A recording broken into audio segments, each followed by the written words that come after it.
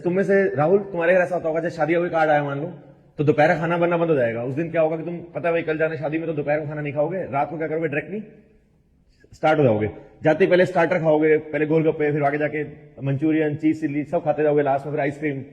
तो उससे क्या होगा, स्टमक के अंदर एसिडिक लेवल बढ़ जाएगा, क्योंकि सभी फूड्स के अंदर एसिड होता है। तो जैसे स्टमक में एसिडिक लेवल बढ़ेगा तो पीएच चेंज होगी स्टमक के अंदर। उस पीएच के चेंज होने से क्या फर्क पड़ेगा, एसिड को न्यूट्रलाइज करने के लिए तुम्हें एक बेस लेना पड़ेगा। वो बेस लेते हैं जनरली दो, एक है बेकिंग सोडा और एक मिल्क ऑफ मैग्नीशिया।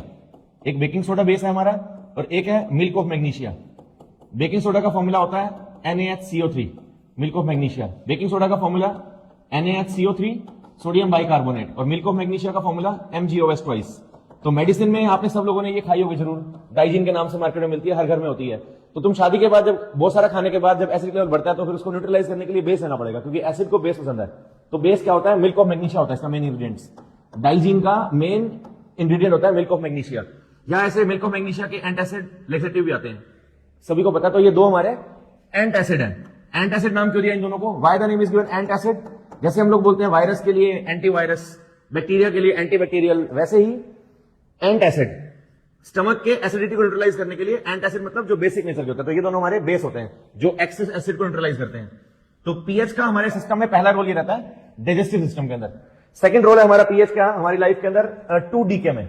अब 2 में सभी को पता है, हम जो सारा दिन खाना खाते हैं वो स्टिकी होता है, बहुत एसिडिक होता है, हमारे टूथ में कहीं ना कहीं स्टिक कर जाता है। तो डॉक्टर्स रिकमेंड क्यों करते हैं कि नाइट टाइम में ब्रश करना चाहिए, ताकि जो एसिड हमारे टूथ पे स्टिक कर गया, इट स्टार्ट टू डीके, वो 2 स्टार्ट कर देगा।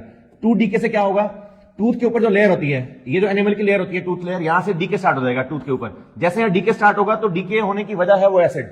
जैसे माउथ की पीएच फॉल करती है 5, 4.5, 5.5, तो डीके होना शुरू होगा, डीग्रेड करेगा इसको। इसलिए हम टूथपेस्ट यूज करते हैं जो होती है बेसिक नेचर की।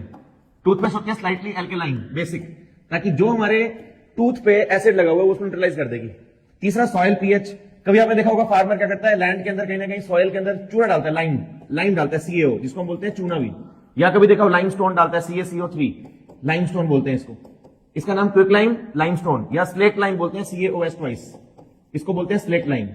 तो फार्मर स्लेट लाइम क्यों डालता है मिट्टी में, अगर मिट्टी एसिडिक हो जाएगी ना, अगर सोइल हो एसिडिक, तो उसके एसिडिक बिहेवियर को, सॉइल के एसिडिक बिहेवियर को न्यूट्रलाइज करने के लिए उसमें बेस डालना पड़ेगा।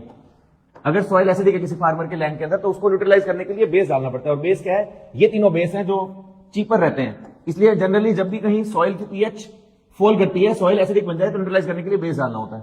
तो तीसरा यूज क्या हुआ, सॉइल पीएच।